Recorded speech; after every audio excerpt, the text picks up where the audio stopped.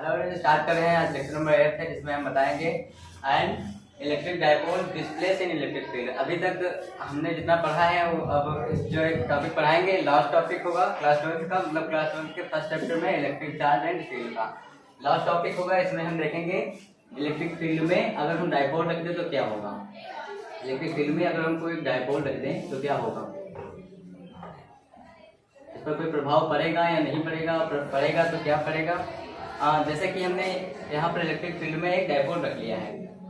Dipole electric field कैसे बनी होगी, जब इस पर प्लस चार्ज होगा। प्लस चार्ज होगा, प्लस से रेज निकलती हैं। रेज कैसे निकलती हैं, मतलब लाइंस कैसे निकलती हैं, जब लाइंस निकलती हैं पॉजिटिव चार्ज से। The electric field lines originate from positive charge and terminate toward negative charge. मतलब जो इलेक्ट्रिक फील्ड लाइंस निकल रही है पॉजिटिव चार्ज से निकलेंगी।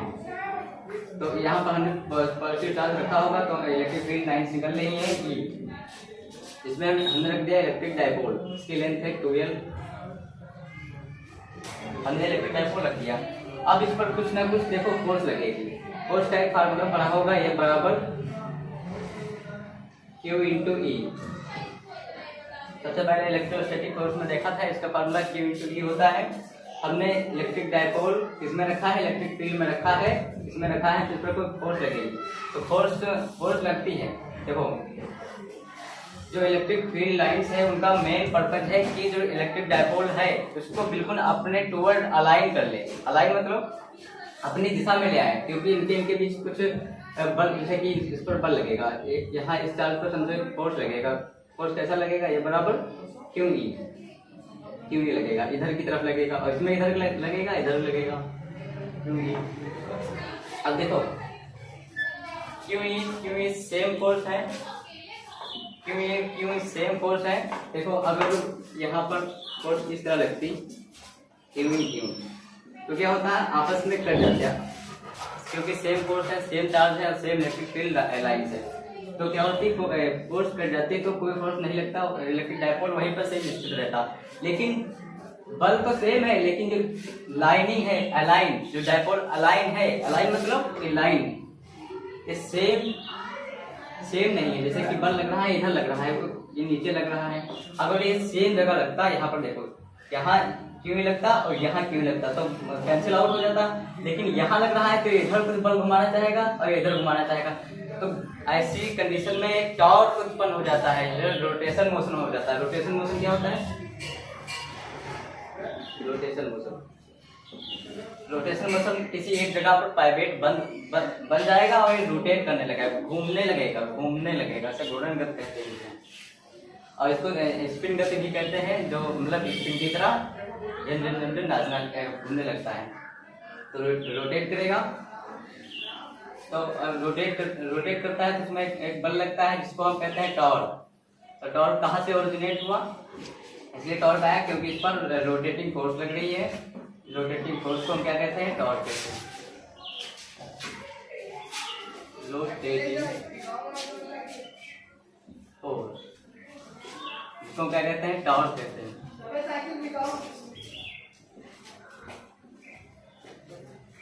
इसको टाउ से प्रेजेंट करते हैं।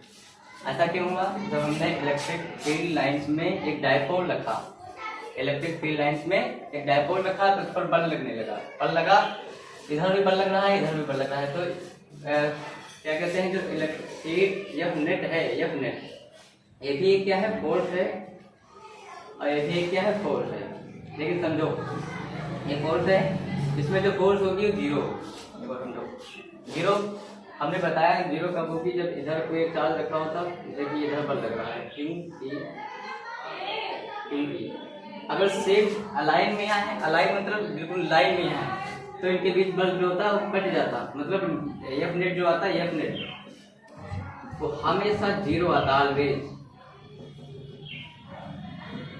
लेकिन ऐसा तो नहीं है, क्योंकि इसमें बिल्कुल अलाइन में नहीं है, बल इधर लग रहा है, एक इधर बल लग रहा है, तो बिल्कुल कट नहीं रहा है, जो बीच का फोर्स है कर नहीं रहा है, तो एक टॉर्क उत्पन्न हो जाएगा, जिसको रोटेशन मोशन कहेंगे। रोटेशन कहाँ से आया, टॉर्क बल लगेगा इस पर तो रोटेट हो जाएगा। लेकिन इस पर एफ नेट 0 होगा। टॉर्क का फार्मूला क्या होता है? क्लास 11th में पढ़ा होगा, सबसे लास्ट चैप्टर नहीं है, लास्ट का सेकेंड लास्ट चैप्टर है। इसमें टॉर्क का फार्मूला लिखा होता है। फोर्स कैसी लगेगी? मतलब परपेंडिकुलर लगेगी डिस्टेंस के। जैसे कि एक रॉड है, इसको हमने एक वाइब्रेट कर दिया, बांध दिया, एक जगह से रॉड को हमने बांध दिया। अब इसको घुमाएंगे, जब घुमाएंगे तो टॉर्क लगेगा। टॉर्क क्या होगा? इस पर जब घुमाएंगे तो फोर्स लगेगी या बल लगेगा। और कैसे घुमाएंगे? बिल्कुल परपेंडिकुलर घुमाएंगे। परपेंडिकुलर घुमाएंगे तो इसका डिस्प्लेसमेंट हो जाएगा डी। तो टॉर्क का फार्मूला ये होता है। अब यहाँ देखो, यहाँ पर दो जगह से घुमाया जा रहा है, तो पहले इसका टॉर्क निकालेंगे, फिर इसका टॉर्क निकालेंगे। तो टॉर्क नेट क्या आएगा? टाउ1 प्लस टाउ2। ये टॉर्क नेट आएगा। और टाउ1 की वैल्यू रख लेते हैं। टाउ1 एफ की वैल्यू क्या दी है? एफ की वैल्यू दी है क्यू इंटू ई। पहले इसका फार्मूला लिखते हैं एक बार। एफ परपेंडिकुलर डी डिस्टेंस में, एफ परपेंडिकुलर डी। और एफ क्या है? बल क्या लग रहा है? Q E. एक चार्ज पर बल क्या लग रहा है? Q E. और उनके बीच की डिस्टेंस क्या है? इनके बीच की डिस्टेंस 2l है। लेकिन अगर हम इसको एक जगह से पाइपेट कर देंगे, बांध देंगे, तो इनके बीच की डिस्टेंस कितनी हो जाएगी? l हो जाएगा।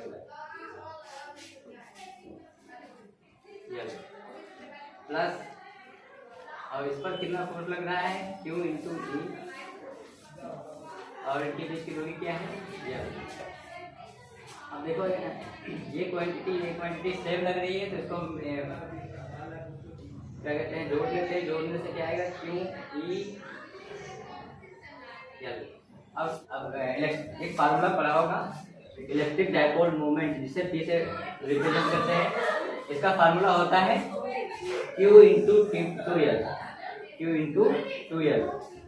ऐसा वेक्टर फॉर्म होता है Q इंटू 2L। तो यहाँ पर 2 भी है, L भी है, Q है। तो इसकी जगह पर क्या वैल्यू पुट कर देंगे? P की वैल्यू पुट करेंगे। और ये रखा है, अभी हमने बताया नहीं ये कहाँ से E। अब ये भी क्या होता है? वेक्टर फॉर्म होता है, वेक्टर सदिश राशि। तो हमारा Q नेट कितना आया? D into E। लेकिन इस तरफ देखो, जब हम इसकी डायरेक्शन निकालेंगे तो P से E की तरफ जाएंगे। P की डायरेक्शन क्या होगी? ये वाली होगी, P की डायरेक्शन होगी। मतलब इलेक्ट्रिक डायपोल जो मोमेंट की डायरेक्शन होती है वो -Q से +Q तक जाती है। कहाँ से? -Q से +Q। तो इस तरफ डायरेक्शन होती है, तो P से E, मतलब इधर की हो जाएगा। P से E। और इनके बीच जितना भी एंगल हो, थीटा वीटा हमको रख लेते हैं। तो P से E जाएगा, तो PE। और इनके बीच थीटा रिप्रेजेंट करेंगे साइड थीटा। टॉर्क नेट आ गया। अब टॉर्क का मेन पर्पज क्या है? टॉर्क इसलिए लगा क्योंकि इलेक्ट्रिक फील्ड चाहती है कि जो इलेक्ट्रिक डाइपोल है ये बिल्कुल हमारे अलाइन में हो। अलाइन मतलब बिल्कुल हमारे डायरेक्शन में हो। क्योंकि वैल्यू रख कर चेक लेते हैं। अगर हम साइन थीटा की वैल्यू रख लेते हैं 90 रखते हैं, मतलब इसको स्ट्रेट कर दिया, तो इस पर टॉर्क जितनी होगी वो सबसे ज्यादा लगेगी। इसको स्ट्रेट करेंगे तो उतने देर से घुमाना चाहेगा उतनी देर से घुमाना। तो एक इसके लिए स्पेशल कंडीशन होती है। स्पेशल कंडीशन, पहली कंडीशन से जब थीटा रुक जाओ और थीटा रखेंगे 90 और थीटा रखेंगे 180, तब इनकी स्थिति क्या होगी? मतलब थीटा किसके बीच का एंगल है? थीटा इलेक्ट्रिक फील्ड लाइन और क्या कहते हैं इलेक्ट्रिक डाइपोल मोमेंट के बीच का एंगल है।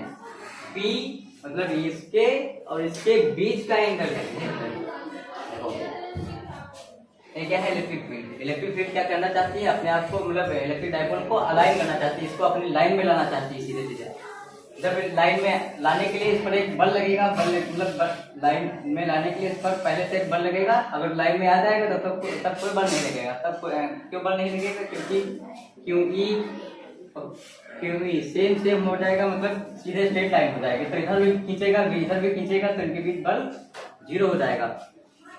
अगर ऐसी कंडीशन नहीं आ रही है, मतलब अलाइन नहीं है, तो घुमाना चाहेगा तो घुमाएगा। अगर इनके बीच का जितना भी थीटा ज्यादा होगा तो उतने ज्यादा घुमाएगा। क्यों घुमाएगा? क्योंकि अगर इसको हम स्ट्रेट कर दें इधर मतलब 90 डिग्री पर, तो ज्यादा से ज्यादा मैक्सिमम टॉर्क लगाएगा। क्यों लगाएगा? थीटा बराबर 90 रख देते हैं तो साइन 90 मान कितना आता है? 1 आता है। तो मतलब पी लगेगा। पी मतलब इसकी टोटल फोर्स लगेगी। अगर 0 रखते हैं, अगर हम 0 रखते हैं, थीटा 0 रखते हैं तो साइन 0 का मान कितना होता है? 0 होता है। साइन 0 का मान 0 होता है, तो पूरा टॉर्क 0 हो जाएगा। इसका मतलब क्या है कि हमने इलेक्ट्रिक फील्ड जो लाइंस है उनके बीच में हम सीधे क्या रख दिए हैं? इलेक्ट्रिक डायपोल आ चुका है। इलेक्ट्रिक डायपोल इनके सीधे लाइन में आ चुका है, इसलिए ये बल और ये बल सेम हो जाएगा। इनके बीच बल नहीं लगेगा और टॉर्क नहीं लगेगा। अगर 180 रख देते हैं, इसकी डायरेक्शन इधर को है, अगर इधर घुमा कर रख देते हैं लेकिन स्ट्रेट ही रखते हैं, मतलब इलेक्ट्रिक डायपोल है इसको हम उल्टा रख देते हैं, प्लस क्यू से इधर माइनस क्यू। हमने इसको उल्टा रख दिया इधर को, तब क्या होगा? माइनस यूनिट क्या होगा? माइनस पीई आ जाएगा। क्यों आएगा? जब साइन 180 का मान रखेंगे तो साइन 180 का मान -1 होता है, तो माइनस पी आएगा। ये इसकी क्या होती है? मिनिमम वैल्यू होती है, मिनिमम। और ये स्टेबल ये भी है और स्टेबल नहीं, एक मिनट, हाँ ये स्टेबल है। और जो 0 आया है मतलब टॉर्क पीई साइन 0 की वैल्यू रखेंगे तो कितना आएगा? 0 आएगा। 0 आएगा, इसका मतलब क्या है? स्टेबल है। स्टेबल है, इस पर बिल्कुल 0 टॉर्क लग रहा है। अगर ये रखेंगे पीई साइन 90, ये साइन 90 रखेंगे तो साइन 90 का मान 1 होता है, तो टॉर्क लगेगा। टॉर्क क्या है? मतलब घुमाने की पावर कितनी होगी? पी होगी। ये क्या होगी? मैक्स होगी। मैक्स क्यों होगी? क्योंकि सीधे पी और ई के पूरे इसके रूप में है। ठीक है, फिर अगर टॉर्क बराबर पीई साइन 180 का वैल्यू रख देते हैं। 180 का होता है -1, तो क्या होगा? माइनस में आ जाएगी। इसकी वैल्यू क्या होगी? माइनस में आएगी। इसका मतलब क्या है? इसकी डायरेक्शन चेंज करके सीधे इसको पलट के इसकी डायरेक्शन में रख दिया है। इसलिए स्टेबल तो होगा है, लेकिन क्या कहते हैं, स्टेबल की 3 कंडीशन होती है। एक होता है स्टेबल इक्विलिब्रियम, मतलब क्या कहते हैं, स्टेट हो जाएगा इक्विलिब्रियम में। एक स्टेबल, एक अनस्टेबल इक्विलिब्रियम और एक न्यूट्रल इक्विलिब्रियम। तो ये तो स्टेबल इक्विलिब्रियम हो जाएगा, स्टेबल इक्विलिब्रियम, क्योंकि ये पूरी तरह से स्टेबल है। और ये अनस्टेबल इक्विलिब्रियम, इक्विलिब्रियम का मतलब वो क्या होता है? रुका हुआ। रुकेगा तो इधर भी डायरेक्शन में रुकेगा, लेकिन अगर थोड़ा सा भी हम इस पर फोर्स लगाते हैं तो इधर घूम जाएगा। अगर 180 वैल्यू हमने बताया इधर घूम जाएगा, और साइन 90 वैल्यू इधर इस पर टॉर्क मैक्सिमम लगेगा, इधर घुमाना चाहेगा। तो इसकी 3 कंडीशन हो गई। अब इसी के साथ लेक्चर और ये वाला चैप्टर भी समाप्त होता है। आगे हम पढ़ाएंगे गॉस का नियम। हालांकि एनसीईआरटी में जो दिया है इलेक्ट्रिक फील्ड एंड चार्ज, इसमें गॉस का भी नियम दिया हुआ है, साथ में छोटा सा टॉपिक है, और उसको किसी बुक्स में अलग से उसका चैप्टर बनाकर दे दिए हैं। तो उसको हम अगले लेक्चर में सोचेंगे। तब तक के लिए जय हिंद।